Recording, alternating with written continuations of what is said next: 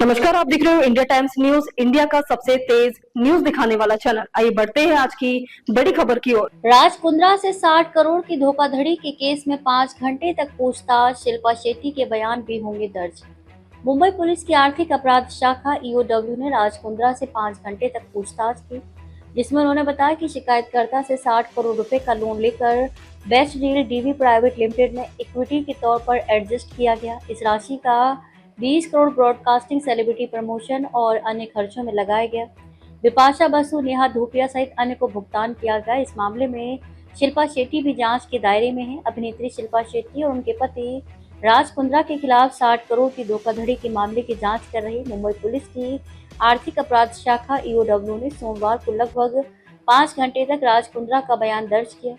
राज कुंद्रा ने अपने बयान में बताया कि शिकायतकर्ता दीपक कोठारी की एनबीएफसी से पहले 60 करोड़ का लोन लिया गया था और बाद में कोठारी की company best deal TV private limited में इक्विटी के तौर पर एडजस्ट किया गया।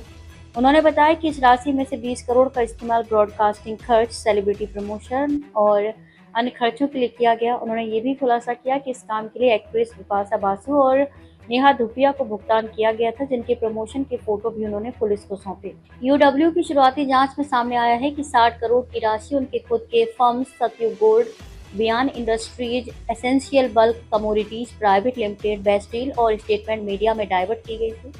इसके बाद इन फर्म्स के जरिए पैसा कथित तौर पर गबन कर लिया गया। जांच में सामने आया कि यह पैसा अंतर्राष्ट्रीय यात्रा, ब्रॉडकास्टिंग खर्च, वेयर हाउस खर्च, माटुंगा में ऑफिस खर्च के रूप में डाइवर्ट किया गया, जिन्हें ईओडब्ल्यू आगे सत्यापित करेगी। ईओडब्ल्यू के अधिकारियों ने पुष्टि की है कि शिल्पा शेट्टी जांच के दायरे में आने वाली कंपनी की बड़ी शेयर धारक हैं, इसलिए उन्हें भी जल्द ही बयान के लिए बुलाया जाएगा।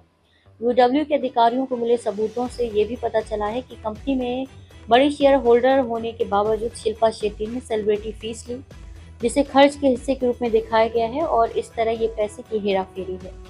बयान में राज कुंद्रा ने कहा कि नेहा धूपिया, बिपाशा बासु के अलावा 3 से 4 अन्य टीवी एंकर को भी कंपनी का प्रचार करने के लिए पैसे दिए गए। साथ ही बालाजी टेलीफिल्म्स को भी भुगतान किए जाने की जानकारी दी गई। उन्होंने ईओडब्ल्यू को इन सबकी तस्वीरें भी सौंप दी।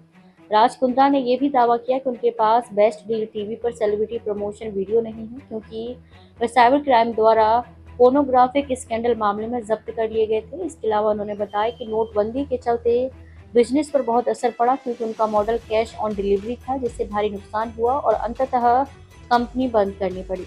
उन्होंने बताया कि बेस्ट डील टीवी के जरिए अपनी अन्य कंपनियों के प्रोडक्ट्स का प्रमोशन किया जाता था। ईओडब्ल्यू अब शिल्पा शेट्टी का बयान दर्ज करेगी और खर्चों के असली होने की जांच करेगी। मामले में और गहराई से जांच जारी है। खबरों में अब तक के लिए बस इतना ही। फिर होगी आपसे मुलाकात, तब तक के लिए नमस्कार और देखते रहिए इंडिया टाइम्स न्यूज।